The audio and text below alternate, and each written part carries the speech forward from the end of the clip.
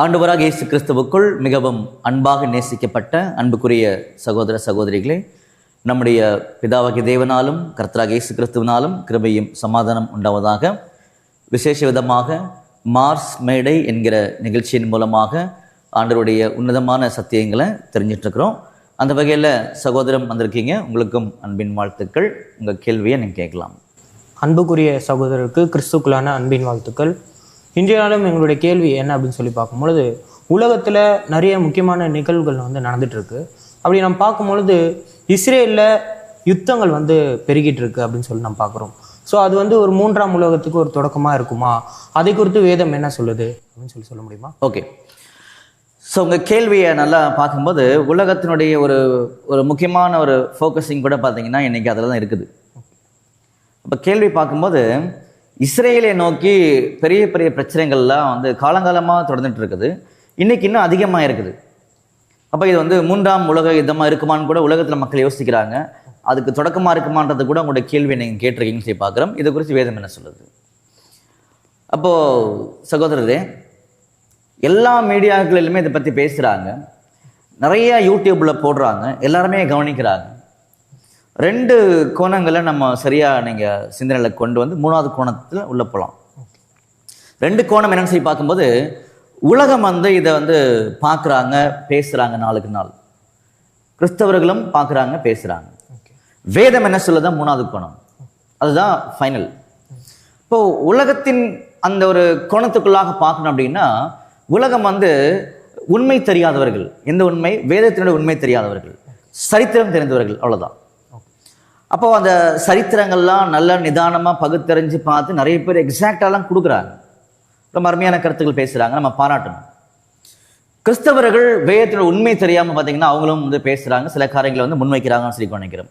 ஆனால் வேதம் என்ன சொல்லுதுன்னு சொல்லி கவனிக்கும் பொழுது தான் நமக்குள்ள ஒரு அசைக்க முடியாத ஒரு உறுதியான நம்பிக்கையும் தெளிவுகளும் ஒரு கிறிஸ்தவன் வாழ வேண்டிய விதத்துக்குள்ளாக நம்ம வாழ்ந்து நம்பிக்கையை வெளிப்படுத்துவோம். ஸோ அதுதான் நம்ம பார்க்கணும்.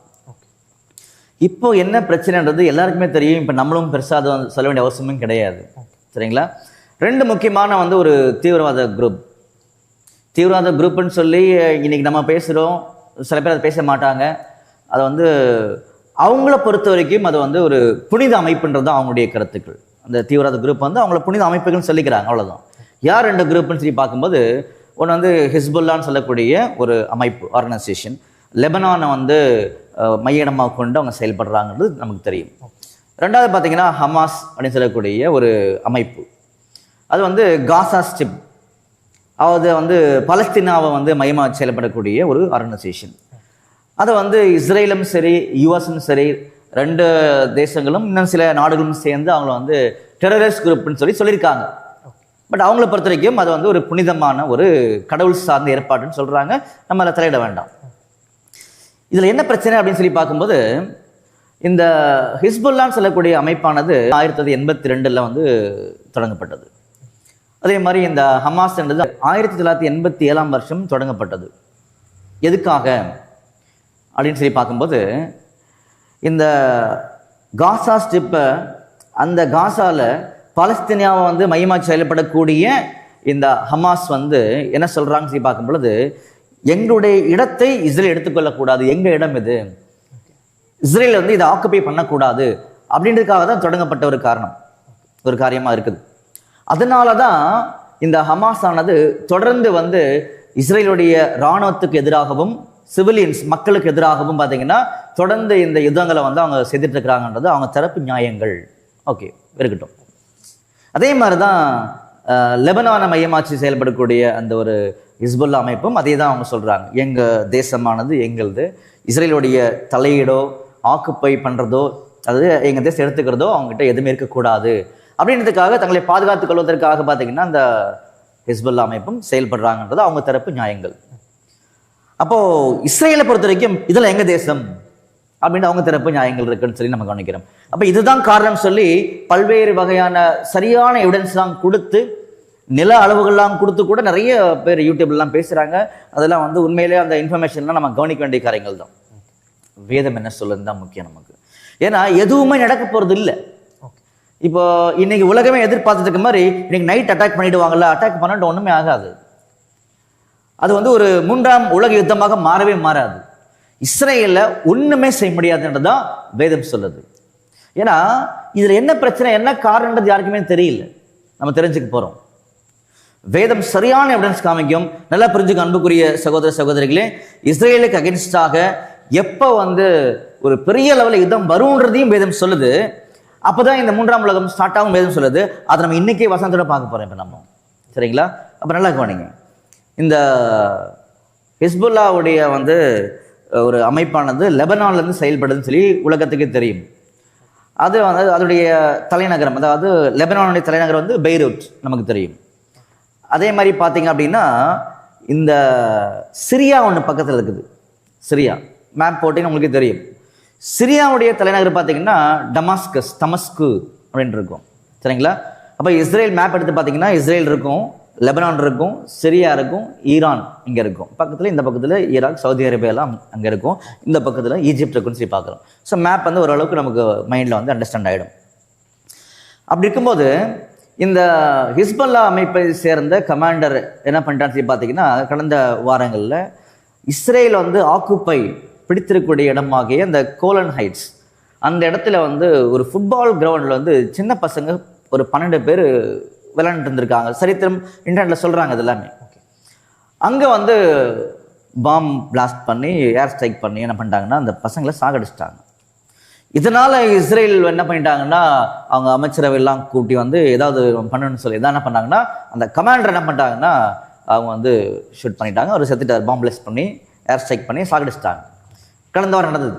அது நடந்த மறுநாளே பார்த்தீங்கன்னா நம்ம ஹமாஸோடைய வந்து டாப் லீடர் இஸ்மாயில் ஹனியா அப்படின்னு சொல்லக்கூடியவரை வந்து அவங்க ஈரானில் வச்சு என்ன பண்ணிட்டாங்கன்னா சாகடிச்சாங்கன்னு உலகம் ஃபுல்லாக தெரிஞ்சிருச்சு. எல்லாம் பார்த்துட்டு இருக்கிறாங்க. எல்லாருக்கும் தெரியும். நான் உங்கள் புதுசாக சொல்லலை, முடிஞ்சிருச்சு இது. சரிங்களா? காரணம் என்னன்னா இவர் இஸ்ரேலுக்கு மிகவும் ஆபத்தானவர், இஸ்ரேலுக்கு எதிரானவர் அப்படின்னு தான் அங்கே விஷயம். இதனால தான் ஈரான் வந்து பெரிய லெவலில் கொந்தளிச்சு போயிருக்கிறாங்க அப்படின்னு சொல்லி பார்க்குறோம். இப்போ நாம புரிஞ்சுக்க வேண்டியது, இது எதுவுமே மதம் சார்ந்த யுத்தம் கிடையாது. இதுதான் உலகம் மிஸ் பண்றாங்க, கிறிஸ்தவர்களும் மிஸ் பண்றாங்க. இது மதம் சார்ந்த யுத்தம் கிடையாது. இது கடவுள் யார், கடவுள் சார்ந்த யுத்தம். அதனாலதான் இஸ்ரேலை எதுவுமே செய்ய முடியாது. வசனம் படிக்கலாம் கொஞ்ச நேரத்தில். சரிங்களா? அப்போ இந்த இஸ்ரேலுக்கு எதிராக வரக்கூடிய ஒவ்வொரு காரியங்கள் இன்னைக்கு நடந்துருக்கு பார்த்தீங்கன்னா நிறைய காரியங்கள் இதெல்லாம் அடித்தளம், ஸ்ட்ராங் பேக்கப் நடந்துட்டு இருக்குது. இப்போ எதுக்குன்னா 3ஆம் உலக யுத்தத்துக்கான ஒரு ஸ்ட்ராங் பேக்கப் வரைக்கும் இப்போ நடந்துட்டு இருக்குது. அதுல ஒன் ஆஃப் த பார்ட் தான் இப்போ நடந்துட்டு ஒரு காரியங்கள். அதனால இப்போ இஸ்ரேல வந்து அட்டாக் பண்ணிடுவாங்க, ஈரான் நைட்டு பண்ணுவாங்க, காலையில பண்ணுவாங்க. அப்போ ரஷ்யாவுடைய ஃபுல் சப்போர்ட் வருது. ஒண்ணுமே நடக்காது. யார் எந்த கவலையும் பட தேவையில்லை. அட்டாக் பண்ணாலும் நடக்காது ஒண்ணுமே. ஏன்னா இன்னைக்கு இத ஒருவேளை பார்க்கக்கூடிய கிறிஸ்தவர்களும் ஒருவேளை உலக மக்கள் யாராவது ஒருத்தங்க பார்த்தா கூட ஒன்றும் பண்ண மாட்டாங்க. பைபிளை நீங்க நம்பலாம் வேண்டாம். போயிட்டு உலக சரித்திரங்களை பாருங்க. 1948 வருஷத்திலிருந்து இஸ்ரேல் சுதந்திரம் வாங்கின நைட்ல இருந்தே பிரச்சனை. ஒன்றும் பண்ண முடியலையா தேசத்தை? ஏன் பண்ண முடியல? வசனம் படிங்க. சகரியாம் 12ஆம் அதிகாரம் 3ஆம் வசனம் படிங்க. சகரியா 12ஆம் அதிகாரம் 3ஆம் வசனம். அந்நாளிலே நான் எருசலேமை சகல ஜனங்களுக்கும் பாரமான கல்லாக்குவேன். பாத்தீங்களா? அந்நாளிலே எருசலேமை நான் சகல ஜனங்களுக்கும் பாரமான கல்லாக்குவேன். அதை கிளப்புகிற யாவரும் சிதைக்கப்படுவார்கள். பாத்தீங்களா? அதை கிளப்புகிற யாவரும் சிதைக்கப்படுவார்கள் தமிழ் இருக்குது. அப்போ 1948 இருந்தே இந்த வசனமானது அவங்களுக்கு அப்ளை ஆக ஆரம்பிச்சிருச்சு. யார் டச் பண்ணாலும் தேவன் சிதைச்சிருவார். இதுதான் உண்மை நடந்துருச்சு. எவ்வளோ பெரிய ஒரு டெரரிஸ்ட் குரூப் வந்தாலும், தலைவன் வந்தாலும் இஸ்ரேல் ஒன்றும் பண்ண முடியாது. ஏன்னா இஸ்ரேலுடைய தேவன் வேறவர். அதனால இது கடவுள் சார்ந்த யுத்தம் அப்படின்னு சொல்லி நம்ம பார்க்குறோம். புரிஞ்சுங்களா? அப்போ அன்புக்குரிய சகோதரரே, இந்த ஒரு உண்மை வந்து உலகத்துக்கு தெரியல, வேதத்தை நம்புறவங்களுக்கும் புரியல. சரிங்களா? அப்ப நல்லா கவனிச்சுக்கோங்க. இஸ்ரேல் தேசமானது தேவன் யாருன்னு சொல்லி புரிந்து கொள்ள வேண்டும். அப்புறம் ஒட்டுமொத்த உலக ராஜ்யங்களும் தேவன் யாருன்னு அறிந்து கொள்ள வேண்டும். அதுக்கு தாங்க இந்த பேக்கப் நடந்துட்டு இருக்குது. இப்போ வேற எந்த காரணம் கிடையாது. அப்போ இந்த 3ஆம் உலக யுத்தமானது நாங்க எப்படி தெரிஞ்சுக்கிறது? இதுவான்னு கேட்டீங்கன்னா இது கிடையாது. அப்ப எப்படி புரிஞ்சுக்கிறது அப்படின்னு சொல்லி பாத்தீங்கன்னா நல்லா புரிஞ்சுக்கோங்க. என்னைக்கு ரஷ்யா வந்து டைரக்டா இஸ்ரேலை தாக்குறதுக்கு வராங்களோ அன்னைக்கு தான் வேர்ல்டு வார் ஸ்டார்ட் ஆகும் அப்படின்றது வேதம் கொடுக்கக்கூடிய முக்கியமான ஒரு தெளிவு. அப்போ இதை எங்க நீங்க வாசிக்கலாம்னு சொல்லி பார்த்தீங்கன்னா பாருங்க, எசேக்கியேல்ல 38ஆம் அதிகாரத்துல 4-5 வசனங்கள் வாசிங்க. இங்க வந்து கோகுன்னு சொல்லி வரும். அந்த கோகு ரஷ்யான்றது உலகத்தில் கூட எல்லா ஆராய்ச்சியாளர்களுக்கும் தெரியும்.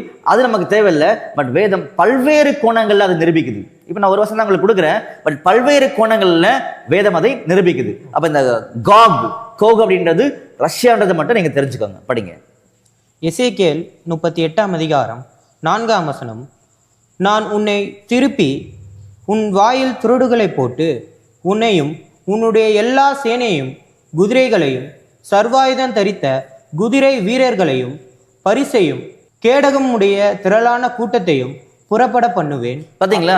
புறப்பட பண்ணுவேன், நீங்க வருவீங்க. அவர்கள் எல்லாரும் பட்டயங்களை பிடித்திருப்பார்கள். அவர்களோட கூட பெர்சியரும் எத்தியோப்பியரும். போதும். அப்போ ஃபுல் வெப்பன்ஸோட என்ன பண்ணுவாங்கன்னா வருவாங்களாம்.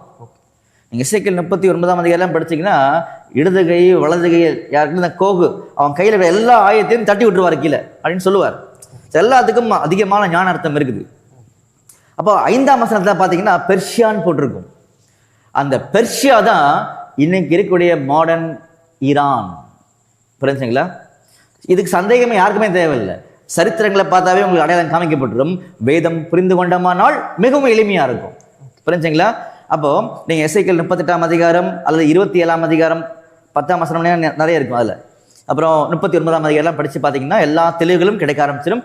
தெளிவுகள் வேண்டும் சொல்லுகிறவங்க நீங்க கேட்டு பெற்றுக்கொள்ளலாம். நிச்சயமா ஒரு காலத்துல எல்லாரும் இதை படிப்பாங்க. இதெல்லாம் படிக்காம புரிஞ்சிக்காம யாருமே தேவனை அணுகவே முடியாது, புரிஞ்சுக்க முடியாதுன்றது ஒரு காலத்துல நடக்கும். அதனால நாங்க யாரையும் ஃபோர்ஸ் பண்ண போறது கிடையாது. அது வேதத்தினுடைய நோக்கமும் கிடையாது. ஆனா கட்டாயமாக எல்லா ஜனங்களும் தேவன் நோக்கி ஓடிடுவாங்க. இப்படி இருக்கும்போது இந்த கோகாகிய இங்கிலீஷ்ல ரஷ்யாவின் தலைமையின் கீழே தான் இந்த எல்லா தேசங்களும் என்னைக்கு ஒன்று சேர்ந்து வராங்களோ அன்னைக்கு அர்மகதன். பாருங்க, அதுல 16ஆம் வசனம் படிங்க. எசேக்கியேல் 38ஆம் அதிகாரம் 16ஆம் வசனம். நீ தேசத்தை கார்மேகம் போல. பாத்தீங்களா? தேசத்தை கார்மேகம் போல மூட. நல்ல கவனிங்க. நீங்க தேசமானது இஸ்ரேல். இஸ்ரேல கார் மேகம் போல மூடுவதற்காக இந்த கோகு வருவான், ரஷ்யா வருவாங்க. அப்போ படிங்க. என் ஜனமாகிய இஸ்ரேலுக்கு விரோதமாக எழும்பி வருவாய். பாத்தீங்களா? என் ஜனமாக இஸ்ரேலுக்கு விரோதமாக நீ எழும்பி வருவாய். அப்ப இன்னைக்கு ரஷ்யா வர்றாங்க, ஆனா சப்போர்ட்டிங் டு ஈரான் இன்டைரக்டா உள்ள வராங்க. ஆனா இங்க வேதனை சொல்றா டைரக்டா நீ வருவாய் வேதம் சொல்லுது. அப்ப என்னைக்கு ரஷ்யா டைரக்டா வராங்களோ அன்னைக்கு தான் இந்த பிரச்சனை அர்மகதன் ஸ்டார்ட் ஆகும். 3ஆம் உலக யுத்தம் ஸ்டார்ட் ஆகும். இதுதான் உண்மை. இதை மீறி எந்த விஞ்ஞானியும் எந்த ஒரு அறிஞரும் எந்த ஒரு சரித்திர ஆராய்ச்சியாளரும் ஒண்ணும் பண்ண முடியாது. மற்ற எல்லாமே போய் படிங்க. கடைசி நாட்களிலே இது சம்பவிக்கும். பாத்தீங்களா? கடைசி நாட்களில் இது சம்பவிக்கும். எது கடைசி நாள் கண்டுபிடிக்கணும். பைபிள்ல பதில் இருக்குது. புரிஞ்சுங்களா? அதை கண்டுபிடிக்கிறதுக்கு ஒரு அருமையான ஒரு உண்மையை வேதம் நம்ம கிட்ட பகிர்ந்து கொள்ளுது. ஆனா நிதானமா கவனிக்கணும். சரியான எவிடன்ஸோட அது காமிக்கப்பட்டிருக்குது. நேரடியான பொருள் அது புரியாது. நல்லா கவனிங்க. ரஷ்யா வந்து இஸ்ரேலுக்கு அகேன்ஸ்டா ஃபுல்லா வரப்போறாங்க. அது கூட சில தேசங்கள் தான் வரும். பல தேசங்கள் சைலண்ட் ஆயிடுவாங்க. புரிஞ்சுங்களா? இந்தியா முதற்கொண்டு ஒண்ணும் பண்ண முடியாது. இன்டர்நெட்ல எல்லாம் பெருசா போட்டிருக்காங்க இந்தியா யார் பக்கம். இந்தியாவால ஒண்ணும் பண்ண முடியாது. புரிஞ்சுங்களா? எல்லா தேசம் வாய் முடிக்கணும். ஏன்னா இது கர்த்தரின் யுத்தம் அப்படின்னு சொல்லி வேதம் சொல்லுது. அப்ப நல்லா கவனிங்க. இப்போ இந்த ரஷ்யாவானது எப்ப வந்து அவங்க கூட சில தேசங்களை கூட்டிட்டு இஸ்ரேல் கன்சா வருவாங்க. அப்போ ரஷ்யா எப்படி கன்வின்ஸ் ஆகுறாங்க? எல்லா தேசமும் வாய் மூடுது இல்ல. ரஷ்யா எப்படி கன்வின்ஸ் ஆகுறாங்கன்னு பாத்தீங்கன்னா அதுக்கு முக்கியமா 3 பேர் வந்து ஒர்க் பண்றாங்க.